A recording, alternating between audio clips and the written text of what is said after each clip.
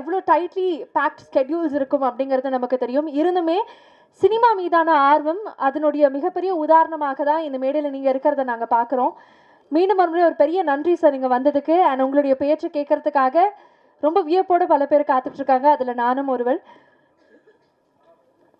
நாம் தமிழர் கட்சியினுடைய ஒருங்கிணைப்பாளர் மரியாதைக்குரிய அண்ணன் சீமான் அவர்களை அன்போடு அழைக்கிறோம், படத்தை பற்றி பேசுவதற்காகவும் எங்களை வாழ்த்துறதுக்காகவும்.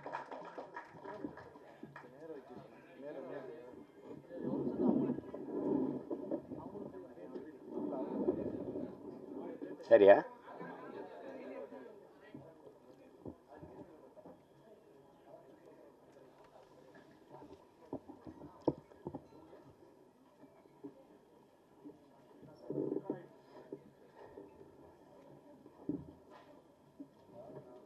பரமசிவன் ஃபாத்திமா திரைப்படத்தினுடைய பாடல் வெளியீட்டு விழாவிற்கு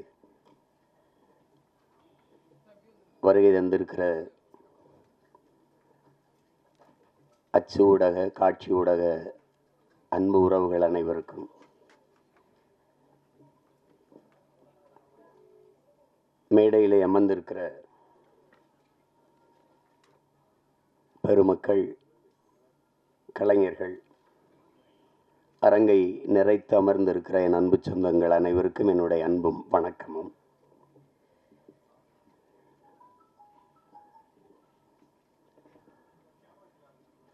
பாடல் வெளியீட்டு விழா என்றாலே இசையமைப்பாளர் தான் அதனுடைய நாயகன். ஒரு சிறு வயது மிக நேர்த்தியாக இசை, அந்த இசையை கேட்கும்போதே ஒரு உற்சாகம் பிறக்குது. நான் என்னுடைய தம்பி கார்வனன்ட்டு கூட சொல்லிட்டு இருந்தேன், ரொம்ப நல்லா இசையமைச்சிருக்கிறார். அது குறிப்பாக அந்த திருமண விழாவில் நடக்கிற வந்திருக்க அந்த பாட்டும் சரி, சிவனடியார்கள் ஆடுகிற அந்த பாடலும் சரி, மிக செறிவாக அந்த பாட்டை தந்திருக்கிறார். அதுக்கப்புறம் கேட்டால் அவர் பின்னணி இசையுமே ரொம்ப திறம்பட செய்திருக்கிறதா சொன்னாங்க. அப்படி ஒரு இளம் வயதில் இவ்வளவு திறமை மிக்க ஒரு இசைக்கலைஞரை பார்ப்பது ரொம்ப வியப்பாகவும் பெருமையாகவும் இருக்குது. தம்பி தீவன் சக்கரவர்த்திக்கு என்னுடைய அன்பும் வாழ்த்துக்களும். பாடலுக்கு மெட்டுக்கு எழுதுவது என்பது ஒரு எவ்வளவு கடினமானது என்பது தெரியும். அதில் என்னுடைய தம்பி ஏகாதேசி ரொம்ப இளம் வயதிலிருந்து நான் அறிவேன், என்னையும் அவன் அறிவான். கம்யூனிச இயக்கங்களில் தமிழ்நாடு முற்போக்கு எழுத்தாளர் சங்கங்கள் நடத்துகிற கலை இரவுகளில் தான் நான் என் தம்பியுடைய ஐக்கோ எல்லாரும் நாங்கள் இணைந்தோம். இணைத்தது ஒரு கொள்கை உறவு, அதை தாண்டி எங்களுக்கு இரத்த உறவு எல்லாம். நம்பி கார்வண்ணன் குறிப்பிட்டது மாதிரி ஏகாதேசி என்றாலே அந்த ஆத்தாவும் சேல அந்த ஆகாயத்தை போல பாடலை யாரும் மறக்க முடியாது. அது இந்த தமிழ்நாடு தாண்டி உலகம் முழுமைக்கும் போய் சேர்ந்த ஒரு உன்னதமான ஒரு காவிய படைப்பு தான் சொல்லணும். தாயினுடைய அன்பை அந்த சேலையை வச்சு அவன் சொல்லியிருக்கிற விதம் அவன் ஆகச்சிறந்த கவிஞன் என்பதை காட்டும். அதுக்கப்புறம் நிறைய திரைப்படத்தில் பாடல்கள் எழுதிட்டான். இந்த படத்தில் பாடல் எழுதியிருப்பது எனக்கு பெருமை, ரொம்ப மகிழ்ச்சி. அது என்னுடைய தம்பி கார்வண்ணன் படத்தில் ஒரு வளர்ந்து வருகிற இளைய இசையமைப்பாளரோடு ஒளிப்பதிவாளர் என் தம்பி துரைமுருகன் தான் அந்த காணொலியை காட்டினார், அந்த முன்னோட்டத்தை. அது எடுத்தோன்னே கேட்டது இது யார் ஒளிப்பதிவுன்னு, ஏன்னா எனக்கு தெரியும் இது அப்படின்னு. அது சுகுமாரனோடனே அதான் நினச்சேன் அப்படின்னு. அவனுடைய ஒளிப்பதிவு ரொம்ப சாதாரண ஒளிப்பட கலைஞனாக தான் வந்தான். அப்புறம் சேர்ந்து மிக குறுகிய காலத்துக்குள்ளே அதை கற்றுக்கொண்டு தன்னுடைய திறமையை வளர்த்து சிறந்த ஒளிப்பதிவாளர்களில் ஒருவராக தன்னை நிலைநிறுத்திக்கிட்டான். அவனுடைய கும்கி ஆகட்டும், அதுக்கு முன்னாடி வந்த மைனா, 2 படமும் மிகச்சிறப்பாக. கும்கிலாம் ஒளிப்பதிவு அசாத்தியமாக செஞ்சுருப்பான். அது நிறைய ஆற்றலை வெளிப்படுத்தினா. அப்புறம் தம்பி சிவகார்த்திகேயன் நடித்த அந்த மான் கராத்தே அந்த படத்திலேயே அவன் ரொம்ப நல்லாயிருக்கும், ரொம்ப நல்லாயிருக்கும் ஒளிப்பதிவு. இதிலேயே பார்த்துருப்பீங்க, அந்த அதிகாலை அந்த ஒளியை உள்வாங்கி அவன் பதிவு செஞ்ச விதம், அந்த சூரிய ஒளியை உள்வாங்கி பதிவு செஞ்ச விதமெல்லாம் அவ்வளவு அழகாக இருக்கும். அந்த காடுகளில் வயல்வெளிகளில் அவனுடைய கருவி பயணித்து போகிற இது அவ்வளவு தெளிவாக இருக்கும். அது பேசிய தொகுத்து வழங்கியவர்களோட சொன்னாங்க, அவர் சுருக்கமாக பேசிட்டாருன்னு. அவர் தான் மொத்தமாகவே தன்னுடைய ஒளிப்பதிவு கண்களால் பேசிட்டாப்புல. என்னுடைய தம்பி என்பதில் எனக்கு ரொம்ப பெருமை. அவன் தம்பினா சும்மா தம்பி இல்லை, சொந்தமான தம்பி. அவனுடைய அண்ணனும் ஒளிப்பதிவாளர் தான். அவனும் நிழல் பட கலைஞனா, ஒளிப்பட கலைஞனா வந்து திருப்பி மிகப்பெரிய ஒளிப்பதிவாளராக வந்து பல படங்களை செஞ்சு என் தம்பி ஜீவனுடைய தம்பி தான் என் தம்பி சுகுமார் அவர்கள். அப்போ இதில் நடித்திருக்கிற கலைஞர்கள் என்னுடைய அண்ணன் மனோஜ்குமார் அவர்கள் மிகச்சிறந்த வெற்றி படங்களை கொடுத்தார். மண்ணுக்குள் வைரம்னா அவரே ஒரு மண்ணுக்குள் வைரம்தான். முதல் படத்தில் அவ்வளோ ஒரு துணிவோடு ஒரு கதையை தொடுவதற்கு ரொம்ப துணிச்சல் வேணும். அதில் உங்களுக்கு தெரியும் எங்களுக்கு என்ன உறவு என்னன்ட்டு. ஆனால் அவர் எங்கள் அப்பாவிடமிருந்து வெளியில் வந்து மண்ணுக்குள் வைரம் படத்தை எடுத்து அந்த படத்தில் ரொம்ப சிறப்பாக இருக்கும். படம், உரையாடல், எல்லா கதாபாத்திரங்கள்லாம். முதல் படத்திலே நடிகர் திலத்தை இயக்குறதுன்னா அது சும்மா சாதாரண இல்லை என்ன. ஆமாம், எங்கள் அப்பா என்ன பாடுபடுவார் பசும்பொன்னில். முதல் மரியாதை எப்படின்னு தெரியாது, நான் தான் அதுக்கு எழுத்தாளர். என்ன சொன்னாலும் எங்கள் அப்பா வந்து உரையாடலை ஏற்றுக்க மாட்டார்ல. 2 பேருக்கு ரொம்ப நேரம் சண்டை நடக்கும். அங்கே நாற்காலியில் எங்கள் ஐயா என்னையே பார்த்துருப்பார். என் மேலே ரொம்ப அன்பு. என்னதான் ஐயா பிரச்சனை உனக்கும் உங்கள் அப்பனுக்கும் அப்படின்னாரு. இல்லைங்க, நான் என்ன எழுதி கொடுத்தாலும் அதை வேணான்னு கிழிச்சு போட்டுறாரு, தூர போட்டுறாரு. என்ன நீ என்ன நினைக்கிற, நான் என்ன பேசணும்னு நினைக்கிறேன், எனக்கிட்ட சொல்லு, நான் டேக்கில் பேசிவிட்டேன். அவள் அது சொல்லிடுவோம். காட்சி நடந்து வரவில் இந்த இடத்துல எங்கள் ஐயா எங்கள் அப்பா என்ன ஒன்றார், கட் ஓகே அப்படின்ட்டு போயிடுவாப்ல. ஏழை சொன்னோன்னே எங்கள் ஐயா அந்த வேட்டி எடுத்து தொடச்சிட்டு இப்படி தேடுவோம். அப்புறம் நான் அந்த கூட்டத்தில் நிற்பேன், இப்படி பார்த்துட்டு ஓகே அப்படின்னு கேட்பார். ஏன்னா நான் நீ சொன்னது வந்துடுச்சா அப்படின்னு, ஓகே அப்படின்னு. ஒரு 2-3 தடவை இது நடந்துக்கிட்டு இருக்குது. எங்கள் அப்பா கவனிக்கல. ஒரு தடவை நம்ம ஓகே சொன்ன பிறகு வேற யார்கிட்ட ஓகே கேட்குறாரு, யாரு அப்படின்னா அப்படி திரும்பி பார்த்தா கூட்டத்தில் நான் உடனே இங்கே என்ன நடக்குது அப்படின்னு நான் ஒரு பக்கம் ஓட, எங்கள் ஐயா ஒரு பக்கம் ஓடி தெரித்து. அப்புறம் அது மாதிரி அவர்கிட்ட அந்த பெரிய மேதையை வந்து முதல் படத்தில் இயக்குறது என்பது சாதாரண அது ஒரு பெரிய வாய்ப்பு. மண்ணுக்குள் வைரம்னா வைரம் தான். அதுக்கப்புறம் எங்கள் அண்ணன் எவ்வளோ வணிக படங்கள் எடுத்துட்டாங்க, பெரிய வெற்றி படங்கள் எல்லாம் கொடுத்துட்டாங்க. இப்படிப்பட்ட ஒரு படைப்பாளி இதில் நடிச்சிருக்காங்க. அப்புறம் எங்கள் அண்ணன் தேனப்பன் எவ்வளோ பெரிய படங்களை தயாரித்தாங்க. அவை சன்மையெல்லாம் எங்கள் அண்ணனுடைய தயாரிப்பு தான். இப்போ பார்த்தா எங்கள் அண்ணனை பார்க்குறதுன்னா நம்ம படங்களில் பார்த்துக்க வேண்டியது இருக்குது. இப்போ நடிக்க வந்துட்டாங்க. ஆனாலும் எங்கள் அண்ணனை வந்து அவர் குணத்திற்கும் அவர் படத்தில் நடிக்கிறது வில்லனாக நடிக்கிறாரு, சகிக்க முடியல. எங்கள் அண்ணனா வில்லனாக எதுக்கு நடிக்கணும் அப்படின்ட்டு. அவ்வளவு நல்ல மனிதன். தேனப்பன் வந்து ஒரு சிறந்த தயாரிப்பாளர், சிறந்த நடிகர்களோட மிகச்சிறந்த நிர்வாகி. அதனால தான் எங்கள் அண்ணன் கமலஹாசன்லாம் அவரை கூடவே வச்சுருந்தாப்புல. அப்படிப்பட்ட ஒரு திறமையான ஒரு மனிதர் எங்கள் அண்ணன் தேனப்பன் அவர்கள். அதுக்கப்புறம் எங்கள் ஐயா மகன் தொகுப்பாளர் சொன்னாங்க, உங்களுடைய தமிழ் ரொம்ப நல்லா இருக்குது அப்படின்னு. தமிழ் கடலின் மகன் வந்து தமிழ் பேசலைன்னா அப்புறம் என்ன இருக்குது சொல்லுங்கள். எங்கள் அப்பா, நான் அப்பான்னு தான் சொல்லுவேன். அழைச்சா ஐயா ஐயா ஐயா நல்லா இருங்கய்யா என்னங்கய்யா அப்படின்னு. ஒன்றும் இல்லை ஐயா, படிக்கணுமையா, வாழ்க தமிழுடன். எல்லோரும் நம்ம வணக்கம் ஹலோ இப்படி தானே அழைப்பு எடுப்போம். நான் அழைச்சவொடனே நான் தானே தெரிஞ்சிடும், வாழ்க தமிழுடன் சொல்லுங்கய்யா அப்படி பேசுவோம். அவ்வளவு ஒரு அன்பு. தமிழ் கடல்னா தமிழ் கடல் தான். ஒன்று சொல்கிறேன், நானே எங்கள் ஐயா மைனும் நான் தம்பி படம் இயக்குறேன். நாங்கள் எல்லாம் ஒன்றா பணி செய்கிறோம். அதில் கவி பேரரசு முத்தமிழ் பேரறிஞர் ஐயா வைரமுத்துக்கிட்ட பாடல் வாங்க போகிறோம் 2 பேரும் இல்லையா ஐயம்மனே. அப்போ இங்கே இருக்குது ட்ரஸ்ட்புரத்தில். அங்கே போய் உட்காந்து பேசிட்டு இருக்கும்போது நான் அறிமுகப்படுத்துகிறேன் ஐயாவோட பையன் அப்படின்னு. உட்காருங்கன்னு பேசிட்டு ஐயா சொன்னது ஞாபகம் இருக்குது வைரமுத்து அவர்கள். தம்பி, கம்பன் கூட அவன் எழுதின காப்பியத்தில் கொஞ்சம் வரியை மறந்தாலும் மறந்துருப்பான், ஆனால் அப்பா மறந்துருக்க மாட்டார் அப்படின்னு இல்லையா. அவ்வளோ பெரிய அறிஞன் அவர். தமிழ் கடல்னா சும்மா இல்லை, அப்படி ஒரு பேரறிஞருடைய பெரிய தமிழ் பொக்கிஷத்தினுடைய மகன் எங்களுடைய ஐயா மகன். எனக்கு எப்போவும் எங்கள் ஐயா மகன், அவருக்கு எப்போவும் நான் அராஜகம்தான். வேறு அதுக்கப்புறம் சொல்லணும்னா எங்கள் அண்ணன் எம்எஸ் பாஸ்கர் இப்போ சொல்லி சிரிச்சுக்கிருந்தான், இவன்லாம் ஏன்டா நடிக்க வந்தான்னு சில பேரை தோணும். எங்கள் அண்ணன் ஏன் இவ்வளோ நாள் நடிக்க வரலைன்னு தோணும். ஒரு பின்னணி கலைஞனாகவே இருந்து திரைமறைவிலே தன் குரலாலேயே பல பேருக்கு நடிப்புக்கு உயிர் ஊட்டிய ஒரு மாபெரும் கலைஞன். ஒரு காலம் அவரை கைவிடாமல் கொண்டாந்து நம்ம முன்னாடி நிறுத்திடுச்சு. எந்த கதாபாத்திரம்னாலும் ஆகச்சிறப்பாக செய்யக்கூடிய ஆற்றல் இன்றைக்கி தமிழ் திரையுலகில் எங்கள் அண்ணனுக்கு தான் இருக்குது. அது பல படங்களை சொல்லலாம், அது சிறிய கதாபாத்திரம் பெருசு அப்படிலாம் கிடையாது, அதுவும் ஒரு தவம். இப்போ என் தம்பி சொல்லும்போது சிவாஜி மாதிரின்னு எங்கள் அண்ணன் கூச்சப்பட்டார். நாங்கள் உங்களை சிவாஜின்னு சொல்லலை, அது மாதிரின்னா மாதிரின்னு எப்படின்னா அந்த ஈடுபாடு. உதாரணமாக இப்போ எங்கள் ஐயாட்ட சொல்கிறேன், எங்கள் ஐயாவுக்கு பசுமன் படத்தில் நடிக்கும்போது அண்ணன் சிவகுமாரை உங்களுக்கு தெரியும், அது ஒரு பிசாசு. ராதிகா மேர தெரியும், அவங்க ஒரு பிசாசு. எல்லாருமே மிகச்சிறந்த கலைஞர்கள், அந்த திரையை உயிராக நேசிக்கிற ஒரு கலைஞர்கள். இது எங்கள் அப்பா, அப்போ கண்ணன் ஐயா ஒளிப்பதிவு எல்லாம்.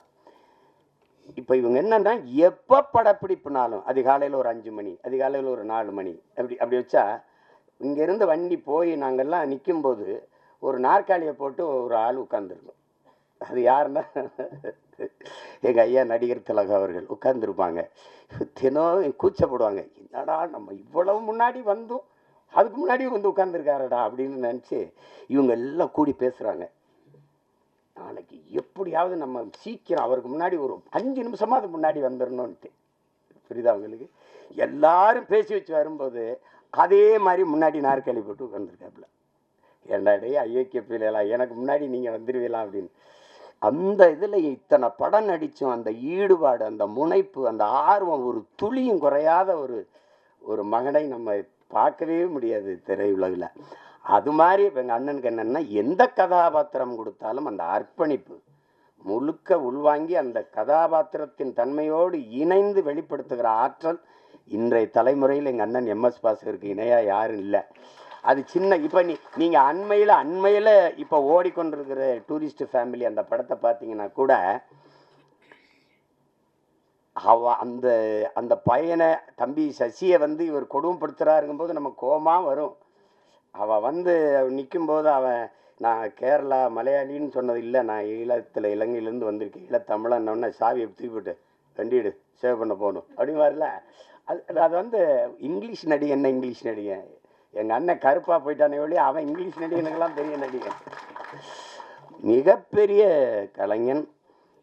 அவனுக்கு ஒரு வரம் வந்திருப்பாருங்க, தாத்தா காமராஜுக்கு குரல் பதிவு கொடுத்த கலைஞர். அது எவ்வளோ பெரிய இது, எப்படி சிலர் வருது இதெல்லாம். இன்னும் எனக்கு நான் ஒரு தாய் குழந்தையோட ஐயா என் புருஷன் இப்படி போலீஸ் பிடிச்சிட்டு போயிடுச்சா, ஏன் பிடிச்சிட்டு போனாங்க, சும்மா பிடிச்சிட்டு போயிருக்க மாட்டாங்களே, இல்லை சாராயம் தானே, பாத்தியா சாராயம் தானே, ஐயா என் குடும்பம் கிடுமா அதுனா சேச்சே போப்போ. அதெல்லாம் கொலகார போய் கொலை பண்ணால் அவனை மன்னிக்கலாம், ஒரு குடும்பம் தான் போகும். சாராயம் வச்சா தான் ஊரே நாசமாக போயிடும், போப்போ உடனே மன்னிக்க முடியாது அப்படிம்பாரு. அதெல்லாம் அது அந்த அவர் என்ன உடல் மொழியில் நடித்தாரோ அதையே அளவுக்கு தன்னுடைய குரல் வளர்த்தால் குரல் நடிப்பில் போய் பொருத்தி பேசுறதுங்கிறது குரல் கலைஞர்கள்ங்கிறது சாதாரணம் கிடையாது. அப்படி எண்ணற்ற படங்களுக்கு உயிர் கொடுத்த மகன் இன்னைக்கு திரையில் நம்ம பார்க்குறோம். நானே எங்கள் ஐயா மேனும் பேசிக்கிட்டு இருந்தாலும் ஒரு 15-20 வருஷத்துக்கு முன்னாடி வந்திருக்கக்கூடாதா அப்படின்னு. அது அவ்வளோ பெரிய அற்புதமான ஒரு கலைஞன் எம்எஸ் பாஸ்கரன் தான். அவர் இந்த படத்தில் நடிச்சிருக்கிறார், அது என் தம்பியோட இயக்கத்தில். என்கிட்ட கேட்குறாரு, நீ ஏன்டா எனக்கு வாய்ப்பே கொடுக்கலன்னு. நான் படம் எடுக்கிற நிலைமையிலையான்னா இருக்கிறேன் எடுத்து. அதுக்கப்புறம் என்னுடைய தம்பி விமல், நாங்கள் அவனை கதாநாயகனாக பார்க்குறதில்ல, எங்கள் குடும்பத்தில் ஒரு இளைய தம்பி அவன். எங்களுக்கு எல்லாருக்கும் அப்படி தான், அவன் மேலே நாங்கள் எல்லோரும் பேரன்பு வச்சுருப்போம். எங்கள் குடும்பங்கள் இருக்கிற எல்லா நிகழ்வுலையும் அவன் இருப்பான். அப்படி செல்ல தம்பி அவர். அவனுடைய வெற்றி அவனுடைய வளர்ச்சியில் எங்களுக்கெல்லாம் பெரும் ஆர்வமும் பெரும் மகிழ்ச்சியும் இருக்குது. இன்னும் அவனுக்கு களவாணி மாதிரி படம் வரணும், இருந்தாலும் அவனுக்கு வாகை சுடவா மாதிரி படம் நிறையா வரணுங்கிறதா என்னுடைய இது. அந்த படத்தில் என் தம்பி சர்க்குணமும் இன்னும் அவனுக்கும் அந்த மாதிரி ஒரு படம் வரணும், என் தம்பி விமலுக்கும். அவ்வளவு சிறந்த ஒரு படம், அது பல விருதுகளை எல்லாம் வென்றது. ஒரு வாழ்வியலை அந்த வறண்ட நிலப்பகுதியில் வாழ்கிற செங்கல் காலவாயில் இருக்கிற அந்த மக்கள், அந்த பிள்ளைகளின் கல்வி, எவ்வளோ சிறந்த படைப்பில் நடித்து அந்த தம்பி இதில் கதாநாயகன் நடிச்சிருக்கிறார். சாயா அவங்க எங்கள் அண்ணன் பொண்ணு, அவங்க மறந்துருப்பாங்க. ஒரு தடவை எங்கள் அண்ணன் மகள் நடிச்சுக்கிட்டு இருக்காவா அறிமுகப்படுத்தினார் யார் கண்ணன். நாங்கள்லாம் ஒரே குடும்பம், அதில் நம்ம வீட்டு பொண்ணு நம்ம படத்தில் நடிச்சிருக்கிறது பெருமை. அடுத்து சேஷாஸ்விதா அவங்க கேட்டேன், அவங்க பேர் கனிமொழின்னாங்க. அவங்க இப்போ சேஷ்வதா ஏதோ பேரை மாற்றி வச்சுருக்காங்க. தமிழ் எப்படி அழியுதுன்னு கேட்டிங்கன்னா இப்படி தான், கனிமொழின்னு ஒரு பேரை மாற்றி வைக்கிறது அப்படி தான். என்ன பண்ணுறது, ரெயின்போன்லேயே தமிழில் எழுதுங்கன்னு சொல்கிற நிலமையில் இருந்தால் அதெல்லாம் நம்ம மொழியில் பேர் வச்சுக்கிறது கூச்சப்பட வேண்டியது இல்லை. நீங்கள் நல்ல பேர், அதெல்லாம் உங்கள் பேர் கனிமொழி அவர்கள். அடுத்து என்னுடைய தம்பி குல் சுரேஷ், என் மண்ணுக்காரன், என் மேலே பெரிய பாசம் கொண்டவன். என்ன மனசில் பட்டதை கூச்சமில்லாமல் பேசுவான். அது மற்றவங்களுக்கு வெறுப்பாக இருக்குது. இப்போ என்னையெல்லாம் பார்த்தா சில பேருக்கு அருவறுப்பாக இருக்குது, வெறுப்பாக இருக்குது. என்னத்தையோ பேச்சு கிடக்கிறாப்புல இருந்தால் அப்படின்னு. அது மாதிரி தான் அது அவனுடைய இயல்பு. அவனுக்குள்ள நல்ல ஒரு மனிதன் இருக்கான், நல்ல மனிதாபிமானம் இருக்குது. இரு உட்காரு. சிவன் கைகட்டி நின்னா சரியா இல்லை, என் பாட்டன் ஆதி பெரும்பாட்டன் கைகட்டுறது சரியா இருக்குது. அதுக்கப்புறம் விஆர் அவர், விமல் அவர், நீங்கள் நல்லா வரணும், நல்ல உடலை நல்லா பேண்டுறீங்க, உங்களுக்கு பாராட்டு. நீங்கள் அதை தொடர்ச்சியாக செய்யுங்க. இன்றில் என்றாவது சரியான வாய்ப்பு வந்துடும். என் தம்பி அருண் விஜய் தெரியுமா, OMCயில் நாங்கள்லாம் பயிற்சி எடுப்போம். அப்போ அவன் நல்லா உடலை வச்சுருப்பான். வாய்ப்பு சரியாக வரலை. நான் சொன்னேன், நீ இதை மட்டும் சரியாக செஞ்சுக்கிட்டே இரு, ஒரு நாள் நீ சரியான இடத்துக்கு வந்து வென்றுவாங்க. அதே மாதிரி அவனுக்கு படம் அடிச்சிட்டான். தடயம் அந்த படங்கள்லாம் குற்றம் 23 அடிச்சிட்டான். அதனால் அதை மட்டும் சரியாகுங்க. உங்களுக்கு ஒரு சான்று உட்காருங்க சார். எனக்கு எங்கள் அண்ணன் சரத்குமாரை நான் அண்ணன் தான் கூப்பிடுவேன், நாங்கள் ரொம்ப நெருக்கம். விண்ணூர்தி நிலையத்தில் சந்தித்தோம். இப்போ பொன்னியின் செல்வன் வெளியாயிடுச்சு. வணக்கம் இந்த வயசில் ஐஸ்வர்யா ராய் ஜோடி கேட்குது அப்படின்னு டே உனக்கு பொறாமேடா. அவர் சார் டே உடலை நல்லா வச்சுக்கிட்டான், எந்த வயசுலையும் சாதிக்கலாம்டாங்கடல. அதை தான் எல்லாருக்கும் சொல்கிறேன், நம்பிக்கையோடு இருங்க, சாதிக்கலாம். அப்புறம் எல்லாரையும் சொல்லிட்டேன். தம்பி புவன் படத்தொகுப்பாளர், அதுக்கப்புறம் அம்மா ஆதிரா அவர்கள், அவங்க எங்கள் ஊர் பொண்ணு, அவங்க பாண்டிச்செல்வி, அவங்கள இன்னைக்கு பார்த்தாலும் அந்த மருது படத்தில் 2 கையிலையும் கம்பெடுத்து சுற்றுறதா காட்சி தான் எனக்கு ஞாபகத்துக்கு வருது. ரொம்ப அருமையான பெண்மணி. நமக்கு தமிழ் திரையுல கிடைச்ச ஒரு இயல்பான முகம், இயல்பான நடிப்பை வெளிப்படுத்தக்கூடிய ஒரு திறமையான கலைஞர். அவங்களுக்கு என்னுடைய அன்பும் வாழ்த்துக்களும். எல்லாரையும் சொல்லிட்டேன்னு நினைக்கிறேன். என் தம்பி சுகுமார் இருக்கான். திரையுலகத்தை தாண்டி நடிப்பு, இதை தாண்டி என் மேலே அன்பு கொண்ட ஒருத்தன். அவனுக்கு மொழி இனப்பற்று அதிகம். காதல் படத்தில் இருந்தே தம்பி சுகு எனக்கு தெரியும். அப்புறம் மகேந்திரன் சிறந்த கலைஞன். அவனுக்கு வாய்ப்பு சரியாக அமையலை. அவன் நடித்த சல்லியர்னு படம் இருக்குது, சல்லியர்கள், அதில் அவன் தான் கதாநாயகன்.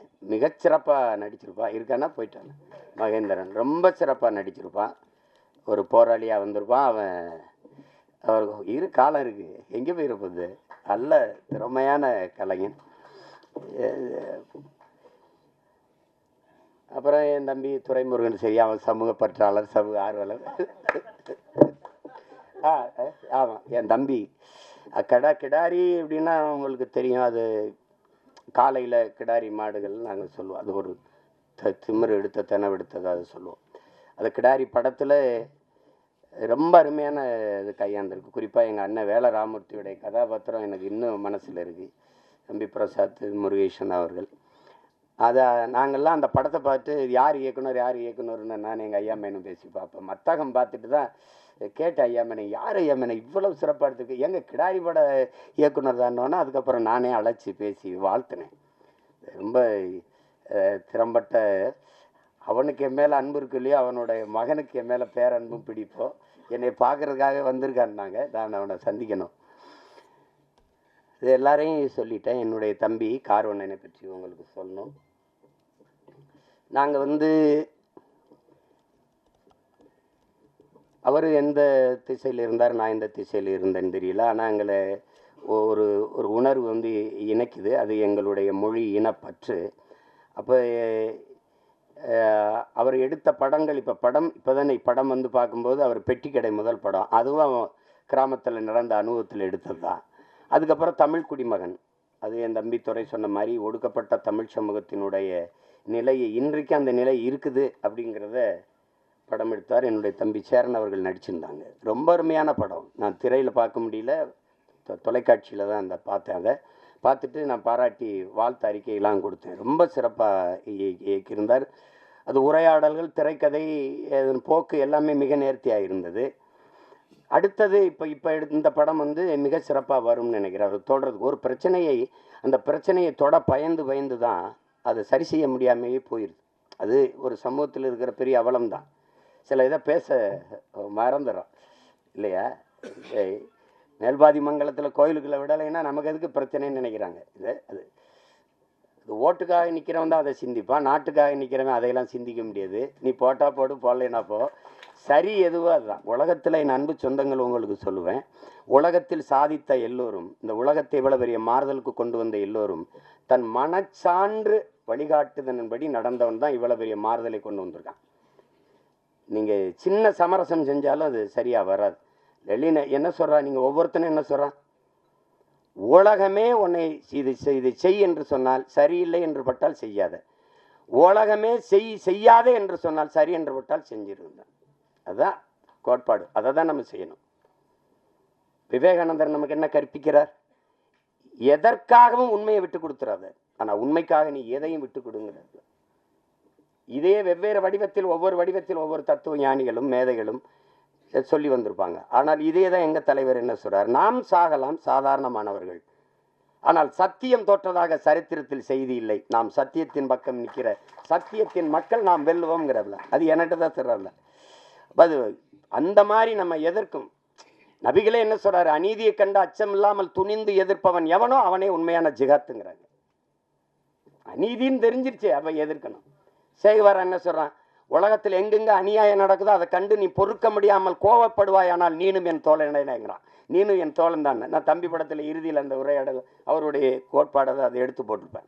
அப்போ அது அச்சப்பட்டுக்கிட்டே இருந்தால் மேல் பாதியில் குடிக்கிற நீரில் இந்த நூற்றாண்டில் ஒருத்தன் சிங்கத்தை கலக்கிறான்னா அதையும் சகித்துக்கிறது, எல்லாத்தையும் சகித்துக்கிறது. சகித்து தான் ஒரு அடிமை எப்படி பிறக்கிறான்னு நினைக்கிறீங்க? அடிமை எப்படி பிறக்கிறான்? அநீதியை கண்டு எதிர்க்க துணிவில்லாதவன் அதை சகித்துக் கொள்கிறான். தொடர்ந்து சகித்துக் கொள்கிறவன் அடிமையாகிறான். இவ்வளவுதான் அடிமையின் பிறப்பு. அப்படிதான் நம்ம அடிமையாயிட்டோம். எதை உங்களால் ஏற்றுக்க முடியுது? ஊழல் தெரியுது, லஞ்சம் தெரியுது, மணலள்ளி விற்கிறான் தெரியுது, சாராங்காய்ச்சி விற்கிறான், கஞ்சாவின்னு கொக்கைன்னு எல்லாம் விற்கிறான் தெரியுது, ஆனாலும் கேட்க முடியாது. இதுதான் இது காரணம் பயம். அதையும் எங்கள் தலைவர், இந்த மரணம் என்ற ஒன்றுக்கு பயப்படுவதாலே இந்த மானுட சமூகம் பல்வேறு துன்ப துயரங்களை தூக்கி சுமக்குதுங்கிறதுல. எதுக்கு பயப்படணும்? நான் உயிரோடு இருக்கிற வரை சாவு என்கிட்ட வராது. நான் சாகும்போது நான் உயிரோடு இருக்க மாட்டேன். மரணம் என்கிட்ட வரும்போது உயிரோடு இருக்க மாட்டேன். எதுக்கு பயப்படணும்? பயப்படுறதுனால ஒருத்தன் நீண்ட நாள் வாழ்ந்துருவானா நம்ம எல்லாம் பயந்துட்டே இருக்கலாம். அர்த்தமற்றது. பயம்ங்கிறது கோழைகளின் தோழன், அது வீரனுக்கு எதிரி. அது எங்களுக்கு அஞ்சுவதும் அடிபணிவதும் தமிழன் பரம்பரைக்கே கிடையாதுன்னு தான் எங்கள் தலைவர் எங்களை வளர்த்துருக்காது. அது கிடையாது. அதில் ஒரு இயக்குனராக நீங்கள் என் தம்பி கார்வண்ணனை பார்க்குறீங்க. அவர் படம் வந்து என் தம்பி துறையெல்லாம் பார்த்துட்டாரு, நான் பார்க்கல. அது பார்க்குறதுக்கான நேரம் வாய்க்கல. இந்த 3 பாடல்கள், அவர் எடுத்த முன்னோட்டம், அவர் சொல்லுகிற செய்தி, அதுலேயே தெரியுது அவர் எதை தொட்டு எதை சொல்ல போகிறாரு அப்படின்னு. இங்கே ஒன்று நீங்கள் கவனிங்க, மதம் மாறிக்கொள்ளக்கூடியது, ஆனால் மொழியும் இனமும் மாறிக்கொள்ள முடியாது. அது அடிப்படையில் நீங்கள் புரிஞ்சுக்கணும். மதத்தையும் தாண்டிய ஒரு புனிதம் இருக்குது, அதுதான் மனிதம். அதை யாரும் இவர்கள் தேடுவதும் இல்லை, போகிறதும் இல்லை.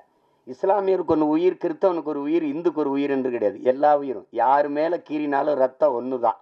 ஆக மொத்தம் இப்போ நீ நானும் 10 மாதம் தான் நம்ம தாத்தா பட்டுக்கோட்டை பாடினதை நினைவில் வச்சுக்கணும். இதுதான் இங்கே இருக்கிற பிரச்சனை. எல்லாருக்கும் எல்லா மதங்களையும் மனிதம் இருக்குது, எல்லா மதங்களையும் சிக்கல் இருக்குது. இதை கடந்து போய் இன்னைக்கு இந்த உலகத்தில் எல்லாரும் மனிதன் கொள்வதற்கு, இத்தனை உயிர் அழிப்பதற்கு எத்தனை விதமான ஆயுதங்களை கண்டுபிடிக்கிறான். ஆனால் அந்த ஆயுதங்களையெல்லாம் வெல்லுகிற ஒரு ஆற்றல் அவன்கிட்ட இருக்குது. அதான் பேரன்பு. அந்த அன்பால் எல்லா ஆயுதங்களையும் வீழ்த்த முடியும். அதுதான் இன்னைக்கு நீங்கள் உலகத்தில் எவன் பாடுனா புதியதொரு உலகம் செய்யும் கெட்ட போரிடும் உலகத்தை வேரோடு சாய்ப்பவன் பண்ணது எந்தார்த்தன் புரட்சி பாவலன் தான். அவனுடைய பேரனும் பேத்திகளும் கெட்ட போறனால வேரோட சாஞ்சிச்சு ஈழத்தில். அதானே அது சிக்கல். அந்த மாதிரி நேரத்தில் இறுதி போர்க்கட்ட சூழலில் என் தலைவன் இருந்து நான் வந்த பிறகு தொடர்ச்சியாக பேசி சிறைப்படுத்தப்பட்டேன். யாருமே என்கிட்ட நெருங்க பயந்தாங்க. ஓராண்டுகளுக்கு மேலே சிறையிலே இருந்துட்டேன். அப்போ அந்த நேரத்தில் ரொம்ப சோர்வு. அப்போ என்னை தேடி ஒருத்தர் படம் எடுக்கணும்னு வர்றாப்புல ஒருத்தர் வரார். வந்தவர் அவர் அதுக்கு முன்னாடி ஒரு படம் எடுத்துருக்காரு. என்னோட படம் எடுக்கணும் வந்தோடனே அந்த மனநிலையில் படம் எடுக்கலாம். ஆனால் என்னோட வந்தது அவர் ஆறுதலாக இருந்தது. அப்போ பேசும்போது அது காரணம் அவர் சொன்னார் மாதிரி நான் கத்தி கதறி வெடித்து இந்த தம்பி உதாரணமாக இந்த ஈழப்படுகொலை எப்போ பேசி சிறைப்பட்டவளோ அது கவனிச்சிருக்காரு. ஒருத்தர் இப்படி பேசிட்டு இருக்காருன்னா அந்த ஈர்ப்பு அவர் திருநெல்வேலி இருக்காரு, நான் சிவகங்கையில் இருக்கேன். எங்கள் 2 பேரையும் சேருது, ஒரு இடத்துல சேர்க்குது. சேர்த்த பிறகு இந்த படத்துக்கு இந்த இதுக்கு சம்பந்தம் இல்லை, இந்த பாடல்கள் சம்பந்தம் இல்லை. ஆனாலும் நீங்கள் தெரிஞ்சுக்கணும், ஒருத்தருக்கு இந்த பாடல்களுக்கு சம்பந்தம் இருக்கு. விழி மூடி மறைந்தாலும் முத்துக்குமரா, எங்கள் மனதோடு நிறைந்தாயே முத்துக்குமரா,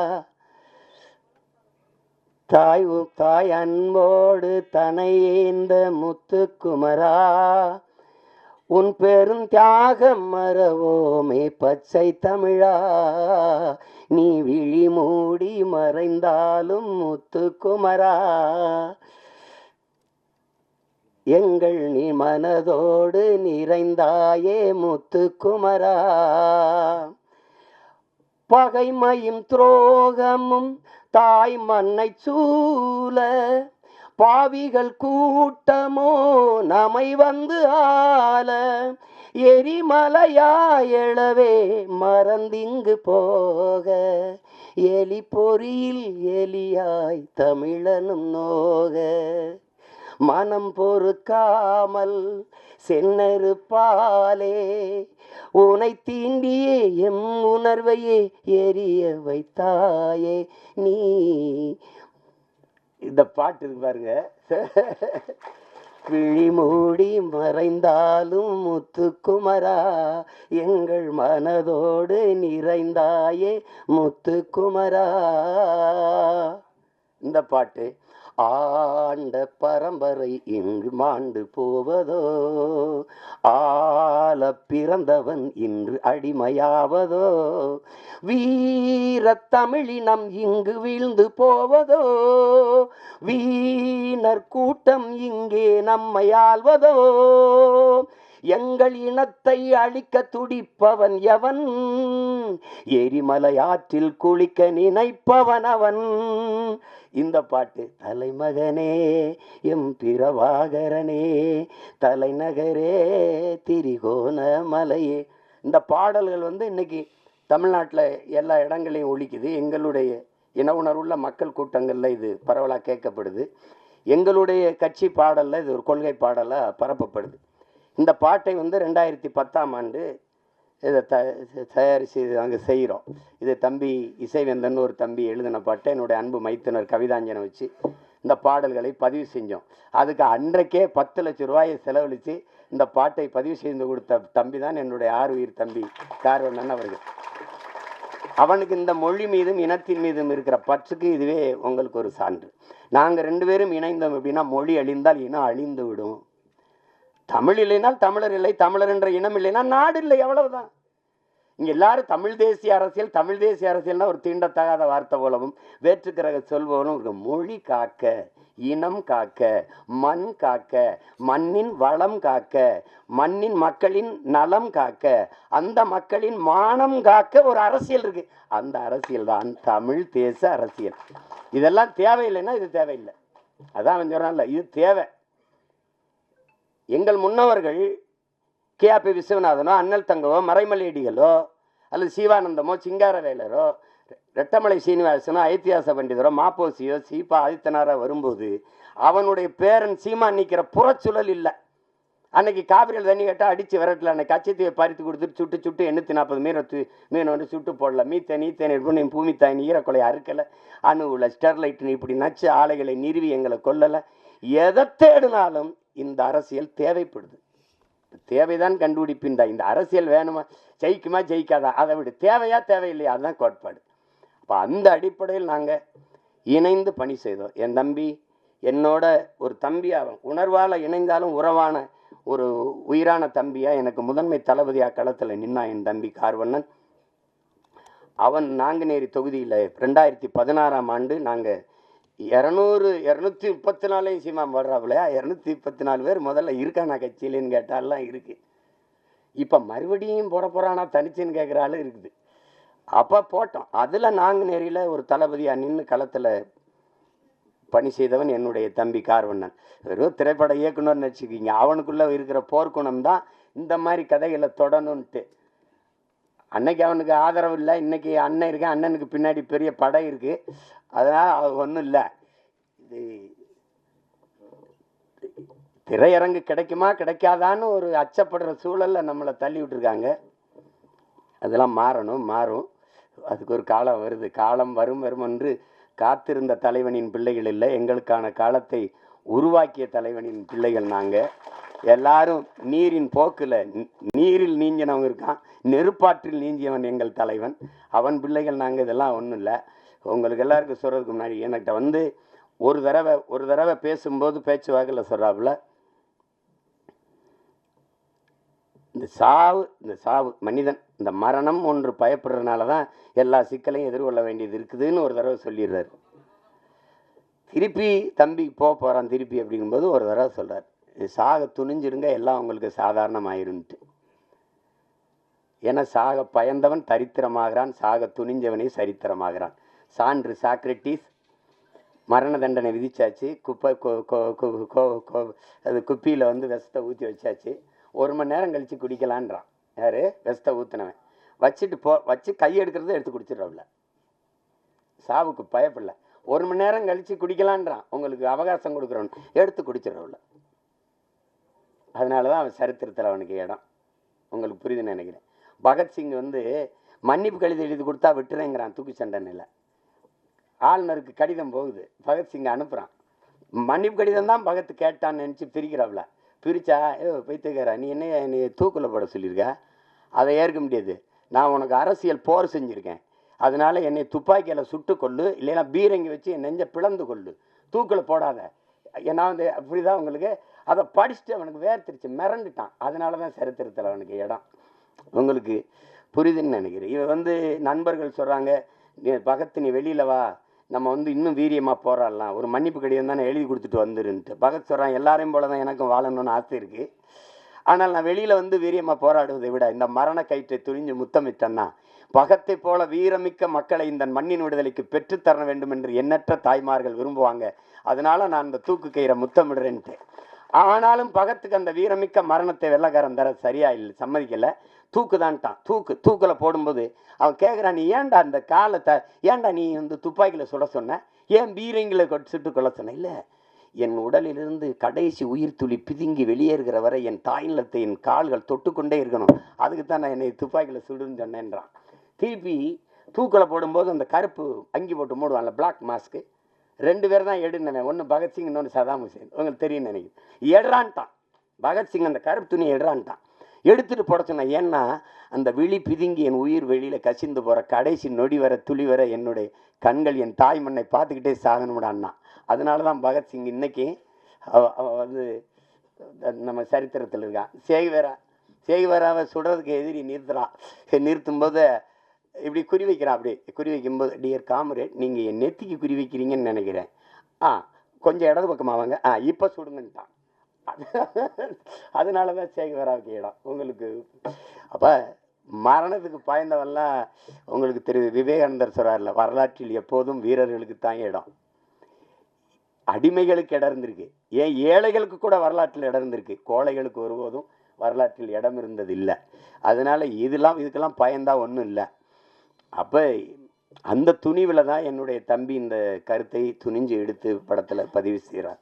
அவருக்கு என்னுடைய பாராட்டுக்கள்.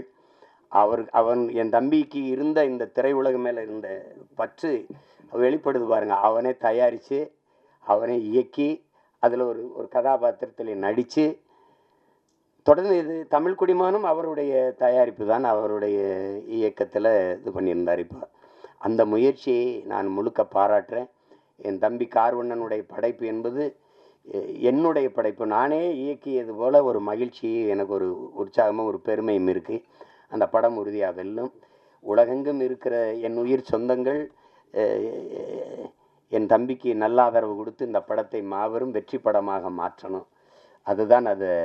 ஏன்னா அரிய படங்கள் தவிர்க்கப்பட்டது. ஒரு நல்வாய்ப்பாக இன்றைக்கி உங்களுக்கு அயோத்தி, இந்த டூரிஸ்ட் ஃபேமிலி, இந்த மாதிரி படங்கள்லாம் மக்களால் ஏற்கப்பட்டுருச்சுங்கும்போது மனசு ஒரு நிறைவாக இருக்குது. இப்போ என் தம்பி சூரியோட மாமன் இதெல்லாம் நல்லா ஓடுதுங்கிறாங்க. கேட்டுக்கிருவேன் ஒவ்வொரு தடவை. ஐயா மேன் அது பார்த்தீங்களா, ஐயா மேனை பார்த்தீங்களா, நாங்கள் 2 பேரும் அராஜகம் இந்த மலையாளத்தில் ஒரு படம் வந்திருக்கு, அதில் இருக்கு, ஓடிடியில் பார்த்துருங்க அப்படின்னு. அந்த மாதிரி நாங்கள் ஒருத்தருக்கு ஒருத்தர் பரிமாறிக்கிறது. ஏன்னா இவங்கெல்லாம் சொல்கிறாங்க, நீங்கள் வேறு தளத்துக்கு போயிட்டும் இதை நேசின்னு. காதலிச்ச பொண்ணு வேற ஒருத்தனை கல்யாணம் பண்ணிட்டு போனாலும் நல்லா இருக்கணும்னு வாழ்த்துற மாதிரி தான் இது. இது ஒன்றும் செய்ய முடியாது. எங்கள் அண்ணன் என்கிட்ட சொல்லும்போது, திரைக்கலை பேச்சு ரெண்டும் இராணுவத்தின் வலிமை மிக்க 2 பிரிவுகள்ப்பா. ஒன்றை செய்ய ஒன்றையோ கைவிட்டக்கூடாது, நீங்கள் 2ஐயும் செய்யணும்னு. ஒன்றை செய்ய 2ஐயும் செய்யணும் தான் நினைக்கிறேன். அதை என் தம்பிக்கே திரையரங்கு கிடைக்காதுன்னு பயப்பட்டான்னா எனக்கு என்ன ஆகும்னு நீங்கள் யோசிச்சுக்கிறேங்க. அது கடினம். அதனால் படம் எல்லா தம்பிகளும் எடுக்கிறாங்க. படை கட்டத்தான் பெரிய யாரும் இல்லை. அதனால் இந்த வேலையே எனக்கு சரியாக இருக்குது. என் தம்பிகள் அதை செய்யட்டும். ஆனால் இதை பார்த்து ரசித்து வாழ்த்துறது அது என்னுடைய பொறுப்பு. இங்கே என் தம்பி கார்வண்ணன் சொன்னால், நம்மளை நாம் பாராட்டலை யாருன்னு இல்லை, அது சொல்லி சீசர் சொல்கிறான். நீ அடுத்தனை உன்னை எந்திரிச்சு உன் தகுதியை பாராட்டுற வர பொறுத்திருக்காதரா, நீயே எந்திரிச்சு பேரறிவிப்பு செஞ்சிரு, நான் ஆக சிறந்தவன் அப்படின்னு சொல்லிடுன்றான். அதனால் இப்போ எங்கள் அண்ணன் எம்எஸ் பாஸ்கரை நாங்கள் பாராட்டலை, யார் பாராட்டுவா? இப்போ என் தம்பி கூல் சுரேஷ் அவனே பேசிட்டான். ஆனால் நீங்கள் என்ன நினைக்கிறீங்க, அவனை பைத்தியக்கார மாதிரி பார்க்குறீங்க. இதுதான் பிரச்சனை. எங்கள் அப்பா இங்கே பாருங்கள், எங்கள் அப்பா இங்கே பாருங்கள், பசும்பன் படத்துக்கு பாட்டு இசைக்கிறது முதல்ல ரகுமான் அவர்கள் தான் இசை. அவன் 2 பேரும் வண்டியில் போயிட்டுருக்கேன். எங்கள் அப்பாவே வண்டி விட்டு அதில் சொல்லுக்குள் வார்த்தையை சுருக்கி வைக்கும் சூத்திரதாரி கண்ணனுடைய ஆகாயத்தின் மறுபக்கத்தையும் அவருக்கு பார்க்கறது இப்படி வருது, விருப்பி எழுதி. அப்பா இப்படி நம்மளே பாராட்டி பேசிக்கிறது நல்லாவாப்பா இருக்குது. கேட்குறவங்க ஒரு மாதிரி மானே நம்மளை நாமே பாராட்டிட்டாதான்டா, வேற எவனும் நம்மளை பாராட்ட மாட்டான்டா. அப்போத்தான் நான் முடிவு பண்ணேன், நீங்கள் ஓடும்போது எவனும் உற்சாகப்படுத்த கைதட்டலாம், நீங்களே கைதட்டிகிட்டே ஓடிட வேண்டியதுதான், வழி கிடையாது. உங்களை நீங்களே உற்சாகப்படுத்திக்கிறணும். இல்லைன்னா யாருமே பாராட்டணும் இந்த சமூகம் முன்னாடி வரவனுக்கு தான் கைதட்டும், 3வது வரவனுக்கு கைதட்டாது. அவன் சொல்கிறான்ல, முன்னாடி வந்தவனுக்கு 1வது வந்தவனுக்கு கைதட்டுற, அவன் வெற்றி கழிப்பில் இருப்பான், நீ கைதட்டுறதே அவன் காதில் விழாது. ஆனால் 3வது வந்தவன் முதுகில் தட்டி கொடு, அவன் மரணம் வரைக்கும் உன்னை மறக்க மாட்டாங்கிறான். அதான் முக்கியம். அதனால் நம்ம பிள்ளைகளுக்கு ஒன்று இருக்குது, தோல்விங்கிறது ஒரு பெரிய தோல்வி தான் வெற்றியின் தாய். தோல்வியே சொல்லுது, என்னையை தொட்டு விட்டு போனவன் தோற்றதாக வரலாற்றில் செய்தி இல்லைன்னு, இல்லையா? எளிதில் வென்றவனின் இதயம் மலரை விட மெல்லிதாக இருக்கும், தோற்று வென்றவனின் இதயம் இரும்பை விட கடினமாக இருக்குன்றான். அதனால் அது ஒரு சிக்கல் இல்லை. இந்த படத்தை பொறுத்த வரைக்கும் அதில் என் தம்பி அவன் சொல்ல வந்த செய்தி, அதை எடுத்துக்கிட்ட செய்திக்கே ஒரு பாராட்டு, அந்த துணிவுக்கு ஒரு பாராட்டு. இல்லைன்னா நீ சீமானின் தம்பியாக இருந்து பயனே கிடையாது. அதனால் உனக்கு பாராட்டு. உலகமெங்கும் இருக்கிற நம் உயிர் சொந்தங்கள் நல்ல திரைப்படத்தை ரசிக்கக்கூடிய, ஏற்று பாராட்டக்கூடிய, கொண்டாடக்கூடிய மக்கள், இங்கே நல்ல திரைப்படங்களை கொண்டு போய் சேர்த்த செய்தியின் தூதுவர்கள் இருக்கிறார்கள். இங்கே ஊடக உறவுகள் எல்லாம் மதிப்புமிக்க பெருமக்கள் எல்லாம் இருக்கிறாங்க. அவர்களுக்கெல்லாம் சிறந்த படத்தை பாராட்டி கொண்டு போய் சேர்க்கணுங்கிற பொறுப்பும் கடமையும் உள்ளவர்கள். உறுதியாக இந்த படத்திற்கு பேராதரவு கொடுப்பார்கள். என்னுடைய தம்பி தன்னுடைய முழு முயற்சியில் அவரே எழுதி இயக்கி தயாரித்து நடித்து தம்பி விமல் அவரோட இளம் கலைஞர்களை எல்லாம் இணைத்து கொண்டு உருவாக்கி இருக்கிற இந்த பரமசிவன் ஃபாத்திமா இந்த படம் மிகப்பெரிய வெற்றியடைய என்னுடைய வாழ்த்துக்கள். அதிலே கலை இயக்குனராக பணிபுரிந்த என் தம்பி வீரசமர், ஒளிப்பதிவாளர் என்னுடைய தம்பி சுகுமார், குறிப்பாக இசையமைப்பாளர் தீவன் சக்கரவர்த்தி, என்னுடைய தம்பி கவிஞர் ஏகாதேசி, எல்லோருக்கும் என்னுடைய அன்பும் வாழ்த்துக்களும். என்னுடைய ஆறுயிர் இளவல் என் அன்பு தம்பி இசக்கி கார்வண்ணன் அவர்களுக்கு என்னுடைய உள்ளம் நிறைந்த அன்பும் வாழ்த்துக்களும். படத்தின் வெற்றிக்கு என்னுடைய வாழ்த்துக்கள். உங்கள் அனைவருக்கும் என்னுடைய அன்பும் வணக்கமும். நன்றி நன்றி நன்றி சார், தேங்க்யூ ஸோ மச்.